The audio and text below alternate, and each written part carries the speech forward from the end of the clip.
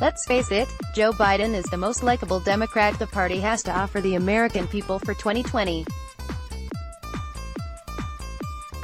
His warmth, humanity, and personal signature are all reminders of a bygone period in our politics.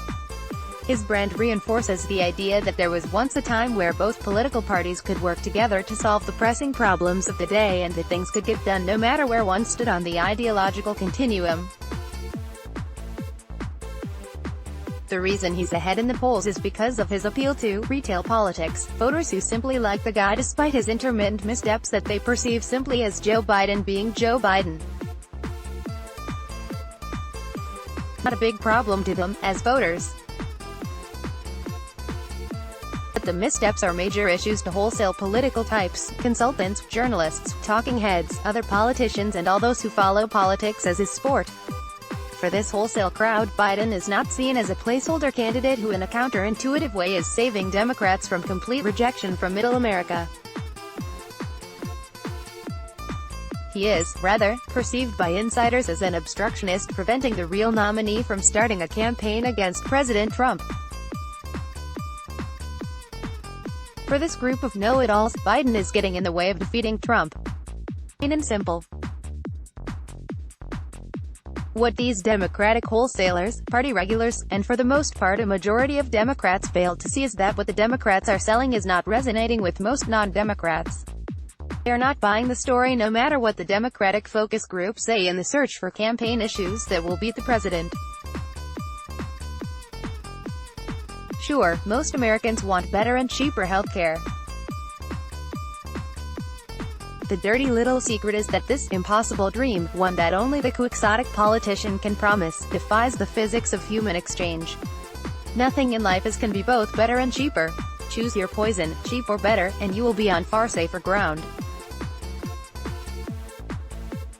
One only must go no further than the post office to see how government-run enterprises succeed on service, and why UPS, FedEx, and other shipping companies are the preferred shipping option when all is said and done.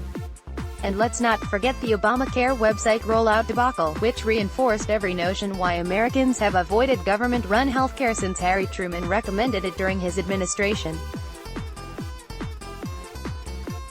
What the Biden brand does is tacitly remind those who are not quite ready to have the government take over their healthcare, have one's life more under Washington's control, and become a little less free when it comes to personal beliefs.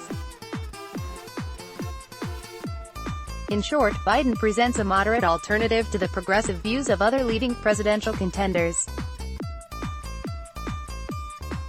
These are the ones espousing the Green New Deal and Medicare for all. It frustrates the remaining candidates that Biden's appeal is as strong as it is. It's as if the current brood of candidates doesn't recognize the importance of staying in tune with the voters. They resist adopting Biden's qualities into their own personal brand. This oversight on their part misses a golden opportunity to break through the clutter and to cross over to the ever-important independent voters, a group that will decide the election in 2020. This, of course, would be too easy for any Democrat to execute because of ideological reasons, never practical ones. But if these candidates were clever, perhaps they could learn a great deal from this venerable political brand. Joe Biden presents a problem for his party. However, as any good management consultant will tell you, problems present opportunities. The smart candidate will take the best from Biden, his likability, his warmth, and moderate positions on issues, so that their appeal is not only deep but wide as well. This out-of-the-box approach will help reinforce the new idea in politics that everything is easier when you have marketing and branding in mind. Dr. John Tantillo is a marketing and branding expert, known as the Marketing Doctor.